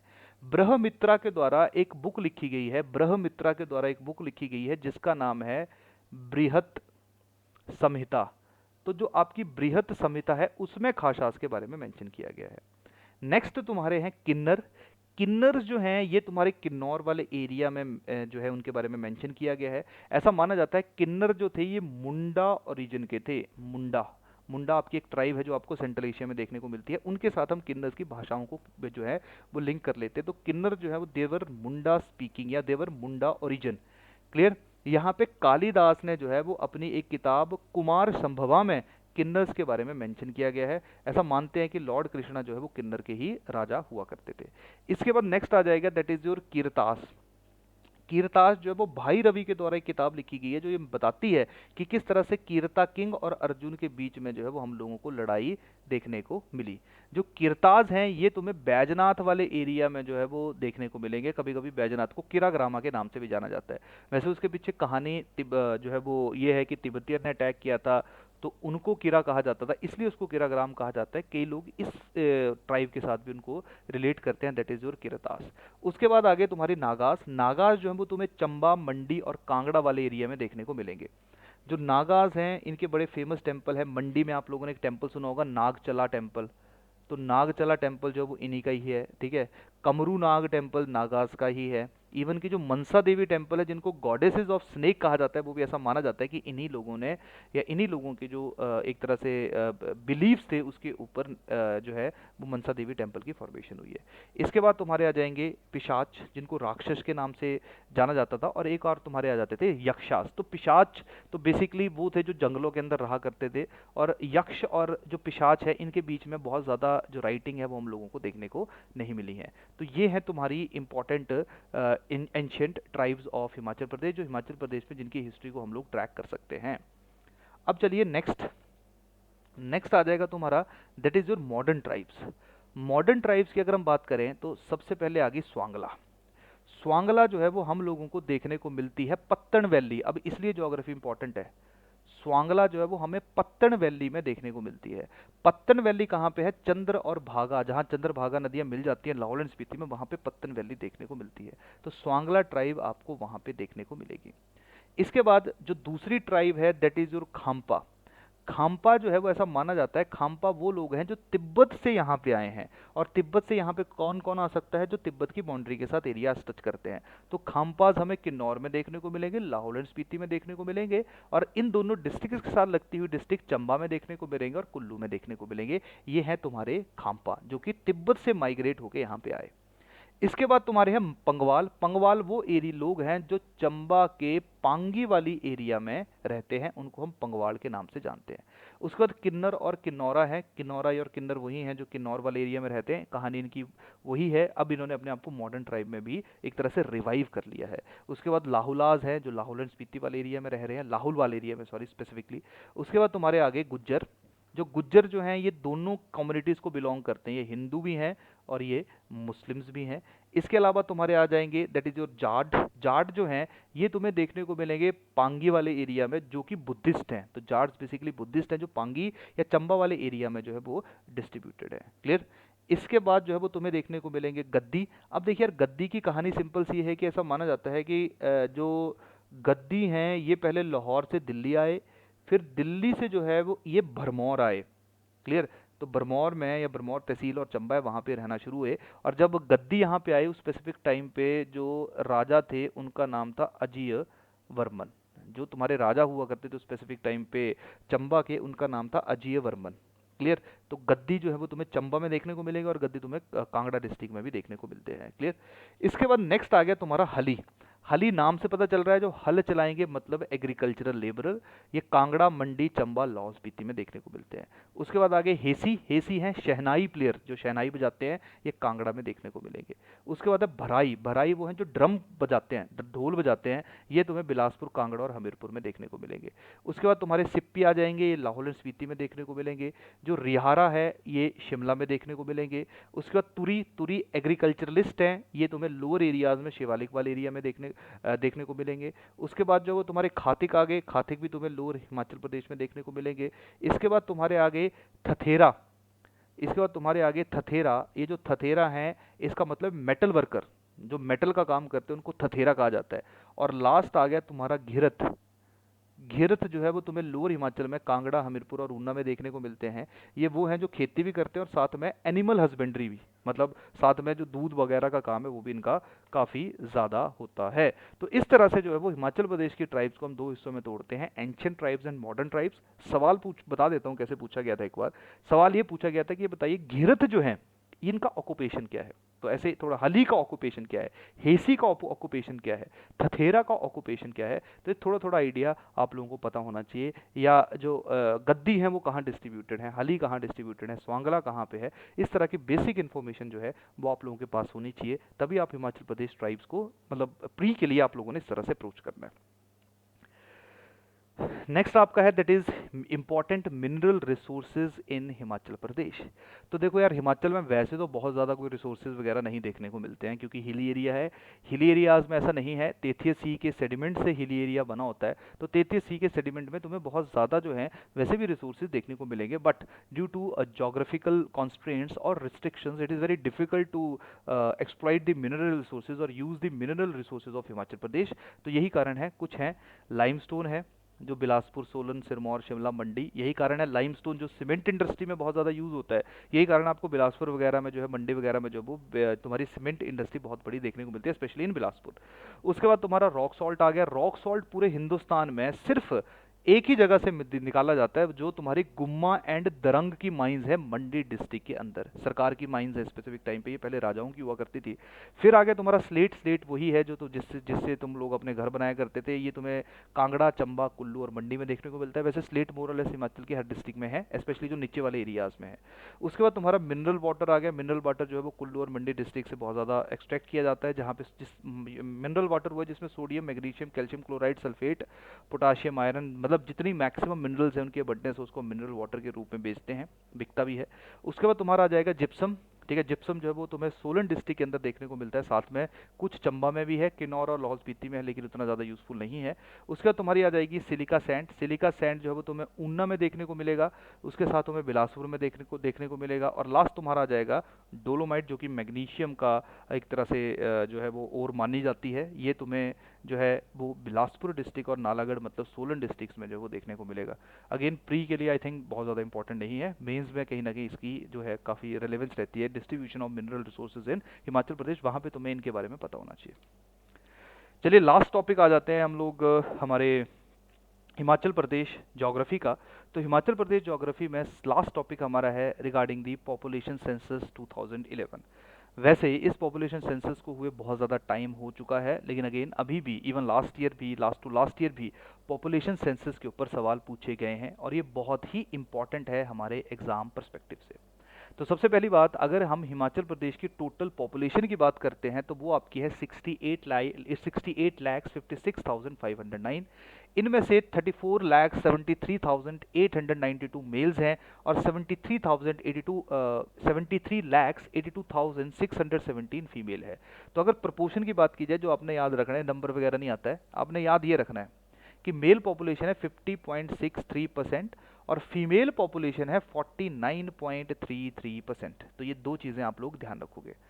दूसरी चीज आ गई कि हिमाचल प्रदेश में डिकेडल परसेंटेज ग्रोथ कितना हुआ। जैसे पूरे हिंदुस्तान का डिकेडल परसेंटेज ग्रोथ था 17.54%। डिकेडल ग्रोथ का मतलब यह है कि 2000, जैसे मान लो 1991 से लेके 2001 में कितनी पॉपुलेशन 10 सालों में इंक्रीज हुई, कितने परसेंट इंक्रीज हुई। मान लो 1999 में 100 थी और 2001 में 110 होगी, तो कितना परसेंट हो गया, 10% का इंक्रीज हो गया।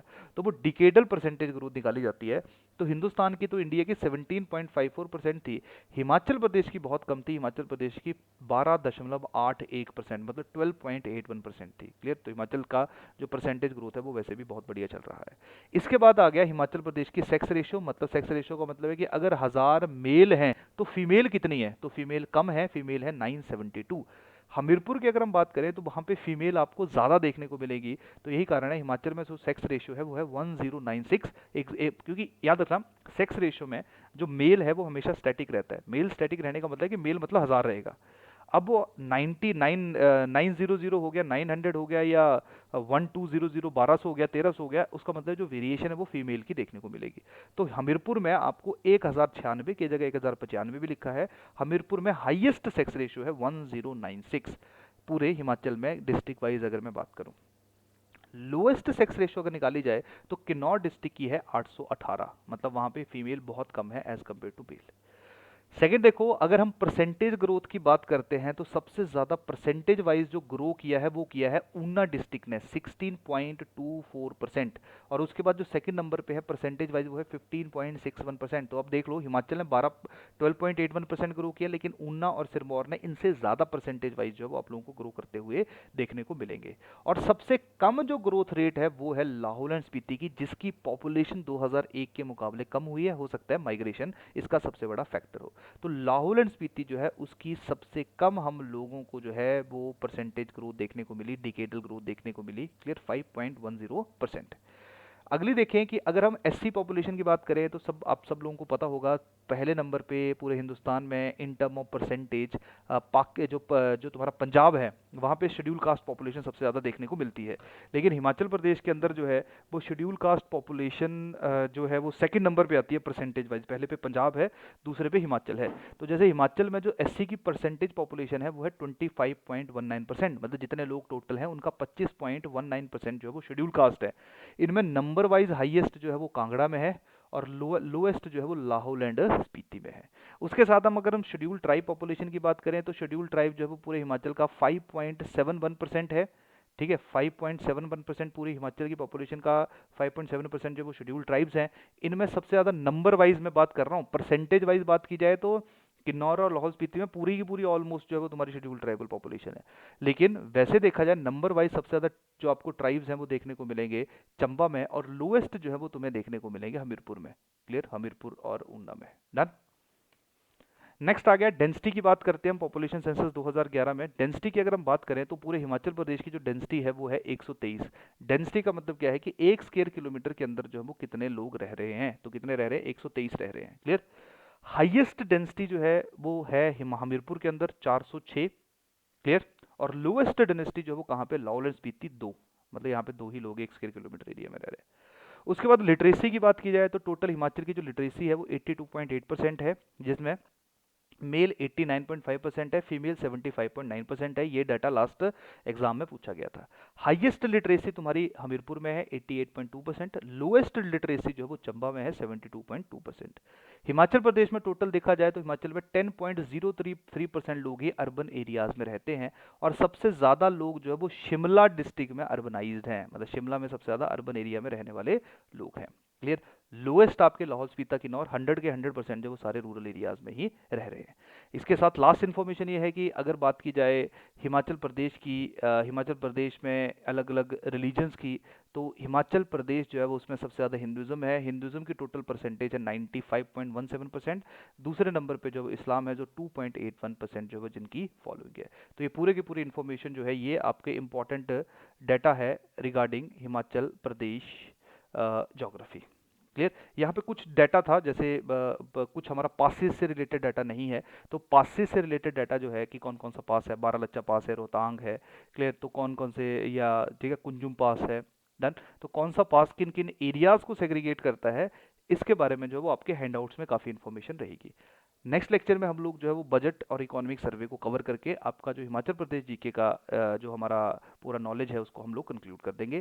तो चलिए नेक्स्ट लेक्चर में मिलते हैं, तब तक के लिए थैंक यू, धन्यवाद।